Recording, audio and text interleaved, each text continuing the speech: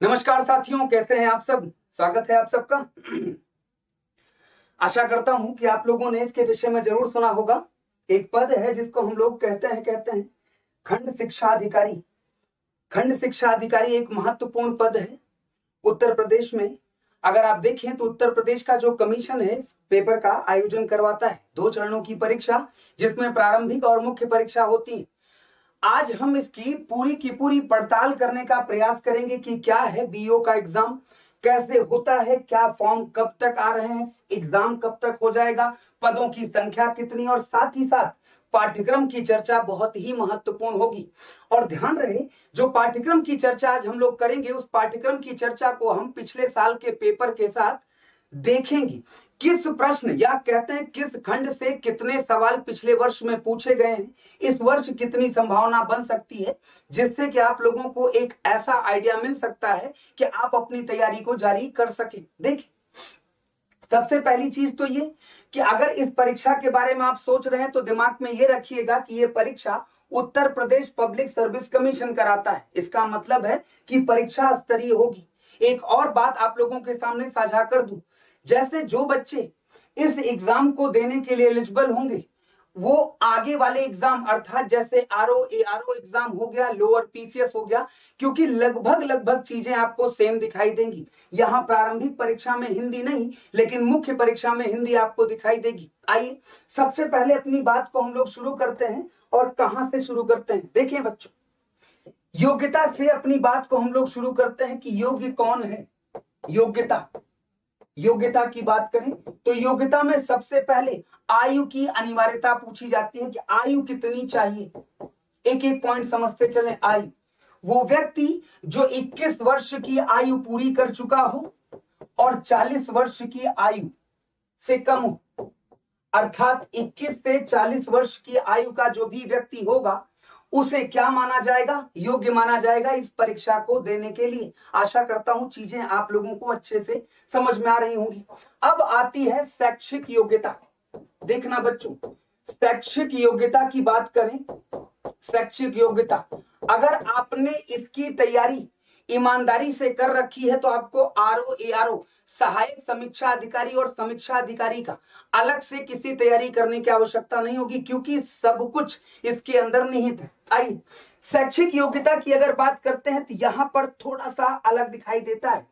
सबसे पहले अनिवार्य आपको स्नातक तो होना ही चाहिए, स्नातक, और साथ में स्नातक के साथ साथ आपको क्या बीएड का एग्जाम भी दिया होना चाहिए, अर्थात बीएड भी आपको कंपलसरी है, होना ही पड़ेगा। शिक्षा विभाग की वैकेंसी और बीएड आपको करना अनिवार्य है। अर्थात ऐसे कैंडिडेट या ऐसे प्रतिभागी जो स्नातक कर चुके हैं और बीएड हैं वो इस परीक्षा को दे सकते हैं।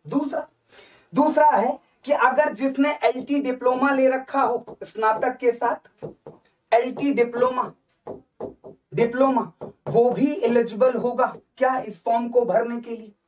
पहला व्यक्ति क्या, अगर स्नातक के साथ बीएड है तो जरूरी नहीं है दोनों का, एक अगर इनमें से आप फुलफिल कर रहे हैं तो आप परीक्षा देने के एलिजिबल है। दूसरा, तीसरे की अगर हम बात करते हैं, तीसरे की तो कहा जाता है कि स्नातक के साथ अगर आपने स्नातक स्नातक स्नातक के साथ क्या अगर कोई सर्टिफिकेट ले रखा हो, किसका, एजुकेशन विभाग का, अर्थात पढ़ाने के लिए गवर्नमेंट ने आपको सर्टिफाई कर रखा हो कि हाँ आप पढ़ा सकते हैं, तो आप इस तरह से कुछ और इस शैक्षिक योग्यताओं को लेकर बात चल रही है, समय समय पर अवगत कराऊंगा कि और किसको, क्या मास्टर डिग्री वाले को भी एलिजिबल कर दिया जाएगा, अर्थात जो व्यक्ति मास्टर डिग्री कर रखा अभी तक नहीं, हो सकता है कि आगे चलकर कह दें जिसने पीजी कर रखा हो 1% बाउंडेशन कर दे कि हाँ अगर किसी ने इतने परसेंट के साथ कर रखा हो मास्टर तो उसे फॉर्म भरने का एलिजिबल माना जाएगा। दो चीजें समझ में आई होंगी। पहला तो ये कि आयु कितनी होनी चाहिए, तो 21 से 40 शैक्षिक योग्यता ये होनी चाहिए। आगे चलते हैं, किसी भी प्रकार के कंप्यूटर डिप्लोमा वगैरह की चीजें नहीं मांगी गई हैं, अर्थात कंप्यूटर डिप्लोमा से संबंधित बातें नहीं मानी थी। आगे चलते हैं, परीक्षा की अगर बात करें बच्चों तो परीक्षा 2 प्रकार की है। एक है जिसको हम लोग कहते हैं प्रारंभिक परीक्षा, और दूसरा मुख्य परीक्षा। साक्षात्कार इसमें नहीं है। साक्षात्कार इसमें नहीं है। प्रारंभिक परीक्षा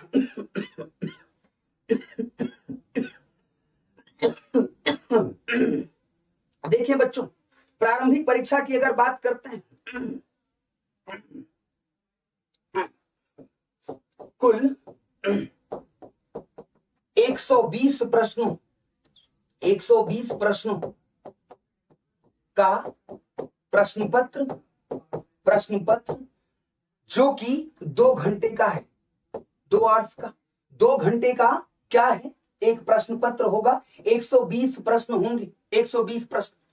अगर आपने इस 120 प्रश्न में संतुलित तैयारी कर ली और कट ऑफ को आप पार कर गए, कट ऑफ की चर्चा भी करता हूं, बस 2 मिनट के लिए रुकिएगा पिछले साल का कंपेयर करके। अब देखिए, प्रारंभिक परीक्षा में केवल एक पेपर होता है 120 प्रश्नों का। होता क्या है इसमें, मुख्य परीक्षा के विषय में भी जानेंगे। 400 अंकों का प्रश्न है। इसका डिवीजन हम 2 तरीके से करते हैं, 200 प्लस 200। इस 200 को हम लोग देखते हैं, इसमें हिंदी और हिंदी के साथ साथ निबंध होता है, निबंध। और ये 200 का जो पेपर है मुख्य परीक्षा का, ये ध्यान रखिएगा सब्जेक्टिव होता है, अर्थात लिखित प्रश्न होते हैं। इसमें लिखित प्रश्नों को करना होता है, अर्थात रिटन सब्जेक्टिव पेपर। आइए यहां से चर्चा शुरू करते हैं प्रारंभिक परीक्षा से। ध्यान से सुने बच्चों, प्रारंभिक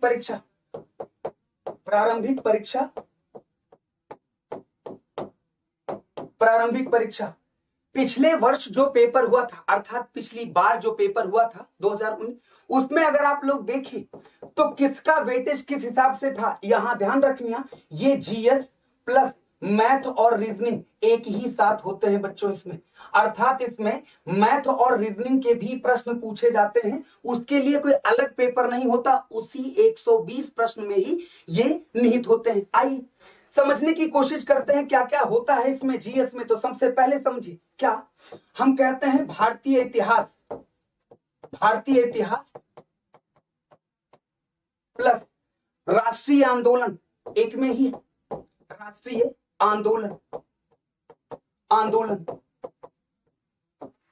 भूगोल, पूरा भूगोल का मतलब होता है कि आप भौतिक भूगोल की भी रखेंगे, भारत का भूगोल भी रखेंगे और साथ ही साथ जो विश्व का भूगोल है उसको इसमें रखेंगे। तीसरी चर्चा करते हैं, तीसरा जिसको कहते हैं राज्य व्यवस्था। चौथे पॉइंट की बात करते हैं जिसको अर्थव्यवस्था कहा जाता है, अर्थव्यवस्था।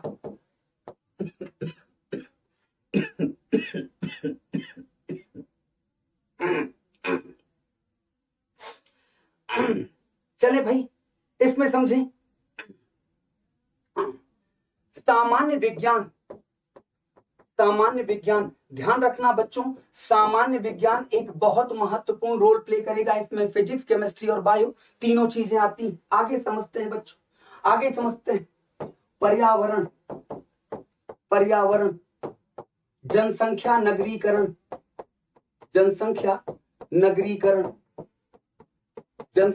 नगरीकरण। और 7वें पॉइंट को तरफ देखिए तो आप लोगों को दिखाई देगा कि उत्तर प्रदेश में एक और बड़ा ही महत्वपूर्ण टॉपिक है जिसको हम लोग किसके अंतर्गत रखते हैं, कृषि, वाणिज्य और व्यापार, कृषि, वाणिज्य और व्यापार प्लस व्यापार।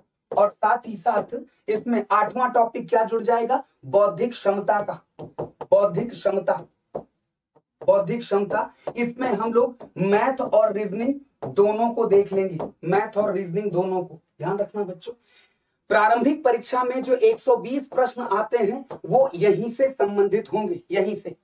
वेटेज किसी का ज्यादा किसी का कम। पिछले वर्ष अगर पेपर को देखें तो भूगोल और पर्यावरण के सबसे ज्यादा सवाल लगभग 19 सवाल के आसपास देखने को मिले। उसके बाद इतिहास का वेटेज था। तो कुल मिलाकर आपको यह देखना है कि प्रारंभिक परीक्षा की तैयारी करनी है तो आप इतना ही सब्जेक्ट पढ़ेंगे, इतने ही टॉपिक आपको पढ़ने हैं। और यहाँ प्रारंभिक परीक्षा कौन करा रहा है, अगर आप देखेंगे तो ये Uttar Pradesh public service commission के द्वारा, तो इसका मतलब है आयोग के द्वारा कराई जाने वाली परीक्षा है।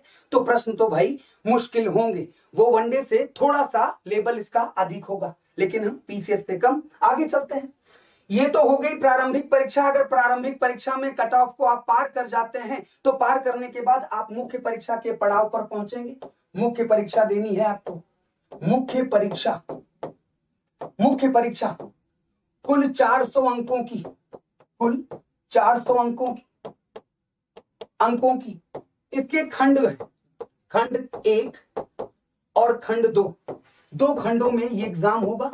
खंड 2, अगर खंड 1 की बात करते हैं, यही है भैया वही जीएस। अब इसमें मैथ और रीजनिंग को निकाल फेंकिए, बाकी सारे के टॉपिक भाई भारतीय राष्ट्रीय आंदोलन, इतिहास, भूगोल, पॉलिटिकल साइंस या जिसको राज्य व्यवस्था कह देते हैं, पॉलिटी अर्थ, ये बिल्कुल वैसे का वैसा ही है। लेकिन इसमें क्या कर दिया गया है, थोड़ा सा परिवर्तन है बच्चों, थोड़ा सा परिवर्तन है। देखिए भाई, इसमें कहा जाता है कुल 40 प्रश्न पूछे जाते हैं और 40 ये लिखित प्रश्न होते हैं बच्चों। लिखित प्रश्न कैसे कैसे, इसको भी समझिएगा कैसे कैसे। एक को कहा जाता है 10 प्रश्न सामान्य स्तरीय, 10 प्रश्न लघु उत्तरीय और 20 प्रश्न अति लघु उत्तरीय। मैं आपको समझाता हूं कैसे कैसे होता है। ये है 125 वर्ड का आंसर, ये है 50 वर्ड का आंसर और ये है 25 वर्ड का आंसर। आप कहोगे गुरुजी हमें कैसे पता चलेगा क्या है? मैं तुमसे सवाल रखता हूं तीनों का। अगर तुमसे एक सवाल पूछा गया कि मोपला विद्रोह कहां पर हुआ था और किस सन में हुआ था, यह अति लघु उत्तरीय है। तुमसे अगर पूछ लिया गया कि मोपला विद्रोह के कारणों की विवेचना कीजिए, तो भैया ये हो जाएगा प्रश्न लघु उत्तरीय अर्थात 50 वर्डों में।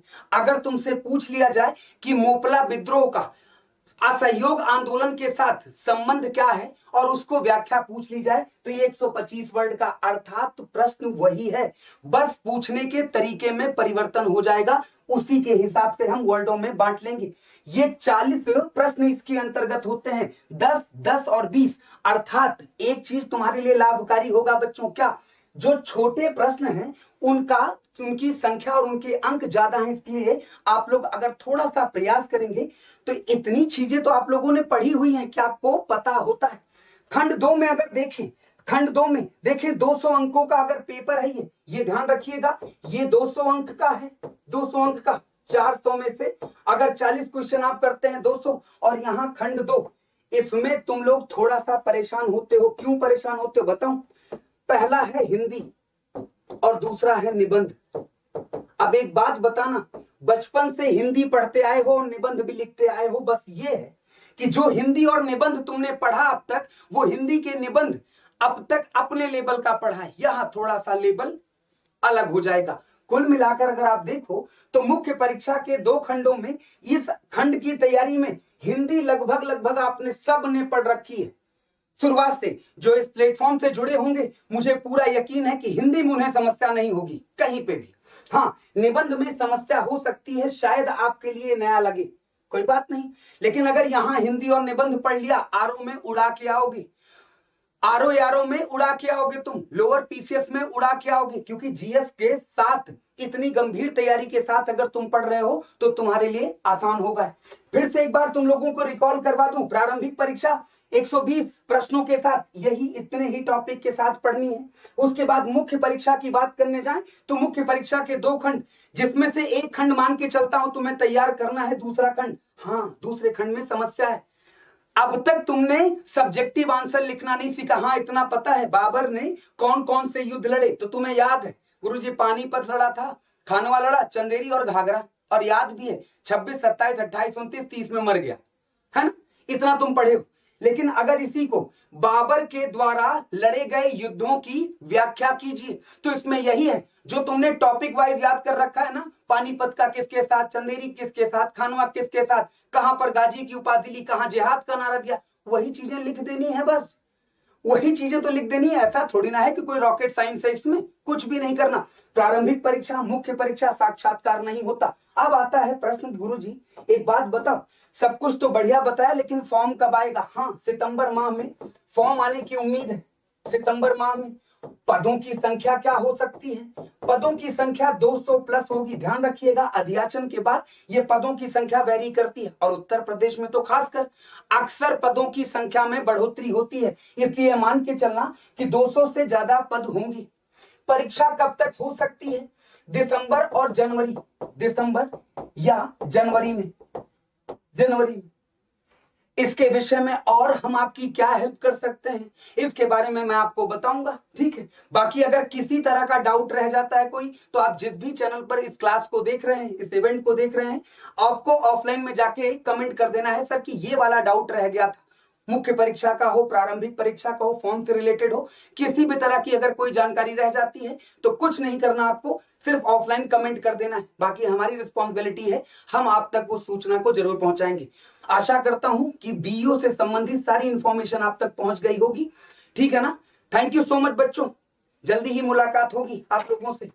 कल मंडे है, सारी classes regular as it is जैसे चलती थी वैसे चलेंगी। धन्यवाद, शुक्रिया आप सबका जुड़ने के लिए, धन्यवाद।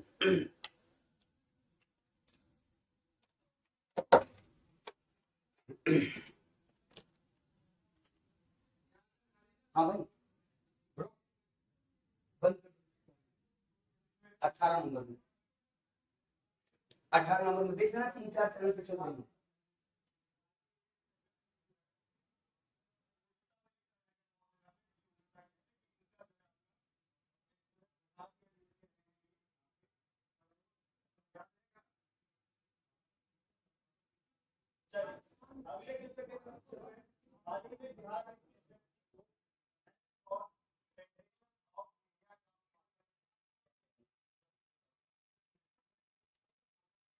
मैं